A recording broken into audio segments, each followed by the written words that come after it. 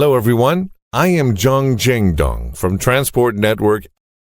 Today we're going to learn about modernization of WDM networks. In the market segment of WDM network modernization, the major scenarios are the existing networks where Huawei has advantages. In general, there are two solutions: 3D backbone network and DCM-free.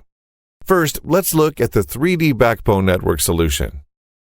We'll start with the network. The figure shows that the IDC traffic of this network grew very fast with four-fold increase in 3 years. The IDC traffic eventually exceeded traffic from all other services, becoming the top traffic of this network. Next, let's look at the network challenges brought by the IDC traffic. Traditional services generate north and southbound traffic between terminals and core networks, whereas IDC services generate a large amount of east and westbound traffic between DCs, which is directly transmitted between DCs. For such services, the major challenge faced by existing barrier network is the pass-through of a large number of intermediate networks.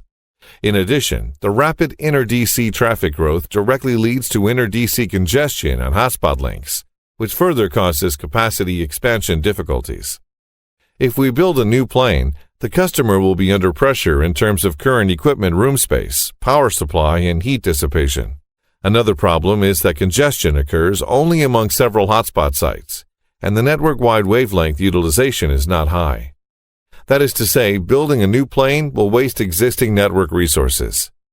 Therefore, building a new plane is not the best choice.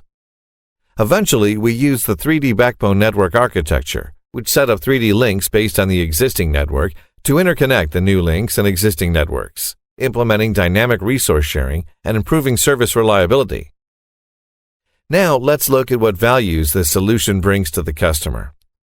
First, a flattened network structure is achieved, reducing the average number of service hops from 2.61 to 1.84, and shortening the latency between IDCs. This is because direct links between DCs reduce the number of intermediate site pass-throughs and the interconnection costs between IDCs. Second, direct links allow for precision investment and overall resource utilization. Building direct links for congested sites enables precise investment on a small number of nodes. The inner working between existing and new network resources maximizes investment returns and lowers the utilization rate of core layer channels from 67% to 36%. Third, the reliability of the entire network can be improved by providing more optical layer dimensions combined with ASON. In addition, the newly built pure coherent optical layer supports smoother network evolution towards 200G, 400G. These are the values that 3D backbone network architecture brings to the network.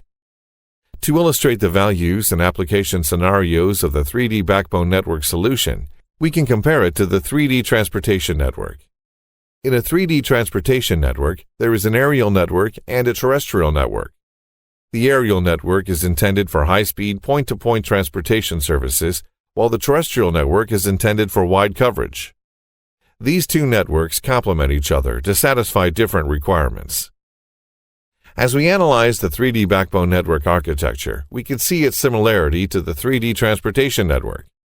The upper layer of the 3D backbone network is intended for one-hop transmission and optimal performance, while the low-speed network is mainly coverage-oriented, reaching every site for resource sharing and optimal costs. Another key point is the interconnection and cooperation between the two layers of networks. In the 3D backbone network, the low-speed network handles service access and aggregation, and services that require large bandwidth and low latency can be directly transmitted in the high-speed plane. The highly effective division of work and collaboration are the highlights of this network. We could see from the previously described application scenario that the 3D backbone network is not only suitable for service division in a high-traffic network, but is also applicable to low-traffic networks. For transportation, we need the aerial network not only for the traffic division from the roads and railways, but also, more importantly, for its high speed and highly effective transportation capabilities. Similarly, for bearer networks, we also need the 3D backbone network to meet differentiated service requirements. This is all for 3D backbone network. Thank you.